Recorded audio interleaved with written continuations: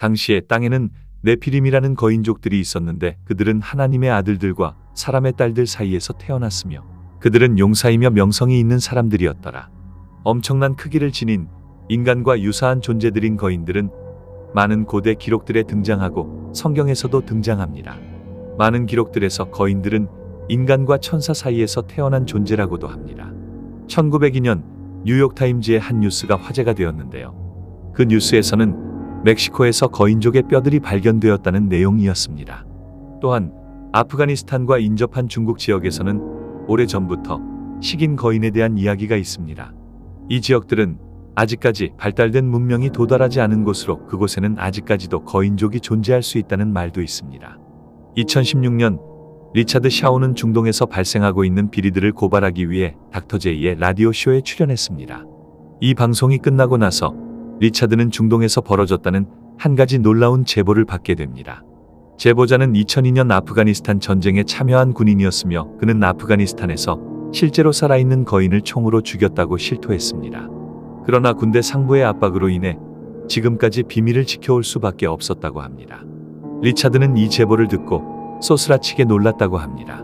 왜냐하면 그의 지인인 스티브 쿠아일이 2008년에 말해준 이야기와 너무도 비슷한 내용이기 때문이었다고 합니다. 스티브는 거인을 연구하는 학자로 2002년 미군이 아프가니스탄에서 실제로 거인을 살해했다는 유용한 정보를 입수하였다고 합니다. 그리고 스티브는 이 사건을 좀 더 자세히 알아보기 위해 조사를 시작했으나 그의 웹사이트가 해킹당하고 또 전화로 위협도 받았기 때문에 더 이상의 조사는 진행하지 못했다고 합니다. 리차드는 스티브의 이야기와 제보자의 이야기가 관련되어 있다는 것을 알아차렸고 때문에 리차드는 제보자와 직접 조사를 진행하기로 결정했습니다.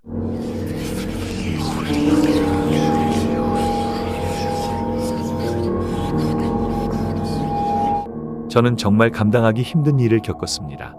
제 이름과 얼굴은 밝힐 수가 없으니 저를 그냥 미스터 K라고 불러주세요. 제가 소속되어 있던 부대는 아프가니스탄 칸다하르의 험난한 산악 지형으로 파견되었습니다. 탈레반 간부들이 있다는 정보를 입수했기 때문이죠. 우리는 주둔기지를 완성하고 곧바로 정찰팀인 알파팀을 투입시켰습니다. 하지만 그들은 무전을 통한 첫 번째 도착 통지 또 두 번째의 도착 통지를 전혀 보내지 않았고 결국 집결 시간이 되어서도 집결 장소에 나타나지 않았는데요. 우리는 첫 번째 팀이 적군의 매복에 당한 것이라 생각했습니다. 이어서 제가 포함된 베타팀이 투입되었습니다. 우리 베타팀은 알파팀의 마지막 행선지를 기준으로 근방 4km를 꼼꼼히 조사하였습니다. 하지만 어떠한 흔적도 찾을 수가 없었죠. 그러다 염소들이 나타나 그것들이 좁은 절벽길로 들어가는 것을 발견하고는 우리는 그 길을 따라 걷기 시작했습니다. 길은 점점 넓어졌고 커다란 장소가 나타났습니다. 뒤는 낭떠러지였으며 그 앞에는 큰 동굴이 있었습니다.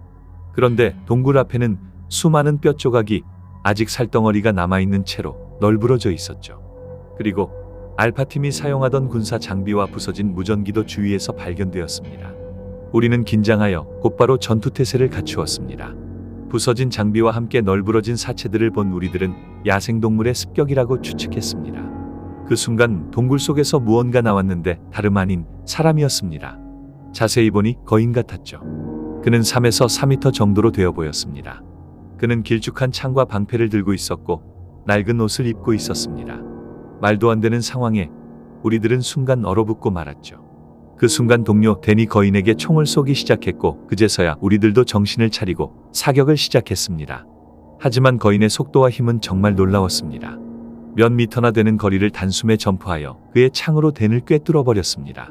그리고는 거인은 바로 다음 공격을 위한 준비 자세를 취하였습니다. 저와 팀원들은 그 틈을 타서 집중 사격을 실시했습니다. 얼굴을 쏴. 이 말과 동시에 모든 사격이 거인 얼굴로 집중되었으며 거인은 오래 버티지 못하고 바닥에 널브러졌습니다. 정말 모든 일이 순식간에 벌어졌죠. 슬프게도 우리 소중한 동료인 댄은 현장에서 사망했습니다. 우리들은 그때 비밀 누설 금지 서약서에 서명을 했고 현장 경위 보고서도 지시하에 조작해야 했습니다. 벌써 10년도 더 되는 시간 동안 밖으로 말을 못한 채 죽은 동료들을 그리워하던 저는 각종 비리 고발에 힘쓰는 리처드의 라디오 방송을 듣고 사건을 공개하기로 결심한 것이죠.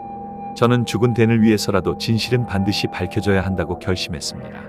저는 이 일을 널리 공개하기 위해서 리차드 말고도 다른 방송에서도 이 사건에 대한 증언을 해야 했는데요. 저는 댄이 죽는 장면을 설명할 때면 아직도 너무 생생하여 항상 오열을 멈추기가 힘듭니다. 거인은 총에 맞아 아래턱이 전부 날아간 채로 죽었습니다. 얼굴이 너무 커서 뚫린 턱이 꼭 동굴 같았으며 그의 눈알은 어른의 주먹만 했죠.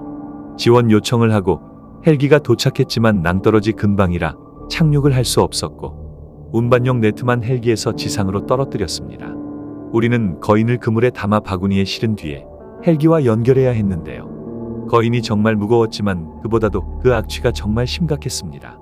숨을 아예 못 쉴 정도로 지독한 냄새가 나서 어지러워 운반하는 중간중간에 떨어져서 호흡을 가다듬고 쉴 시간이 필요할 정도였습니다. 거인은 바그람 공군기지로 이동한 후 다시 미국 오하이오주로 옮겨졌습니다. 증인인 K 이후에도 많은 사람들이 이 사건에 대한 증언을 위해 증인으로 나왔습니다. 그 중에서도 거인을 옮기는 데 주된 역할을 한 파일럿이 있었습니다. 이 사건을 주관하던 와처 X의 주최자인 마줄리 박사는 K와 파일럿의 증언을 토대로 거인의 창과 방패의 모습과 종류를 추측해 보았습니다. 그런데 이 창과 방패는 고대 로마의 무기와 매우 유사한 형태를 가지고 있었습니다. 이는 거인의 수명이 인간보다 훨씬 더 길고 고대부터 존재해 온 것을 간접적으로 일러줍니다. 실제로도 전 세계의 유적과 기록에는 거인에 대한 다양한 묘사가 남아있죠. 마줄리 박사는 거인이 처치된 지역인 칸다하르 산맥 주변의 원주민들을 통해 이 사건을 더 조사하다가 아주 놀라운 사실을 알아냈습니다.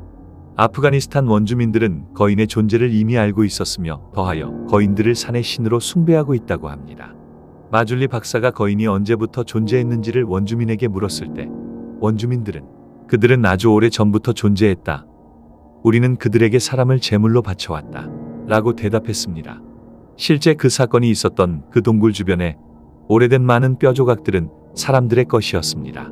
증인들이 하나같이 말하는 거인의 특징은 백인의 모습과 가까웠고 붉은색 채모와 모두 균형이 잘 맞춰진 6개의 손가락과 발가락, 이중치열, 막대한 근육량을 가지고 있었다고 합니다.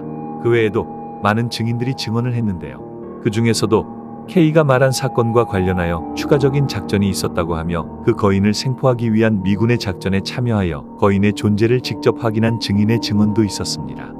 이 모든 정황들로 비추어 볼 때 거인들이 수천 년 동안 지구에 존재하고 있을 수 있다는 가능성을 높여줍니다. 전설의 곡향이었습니다.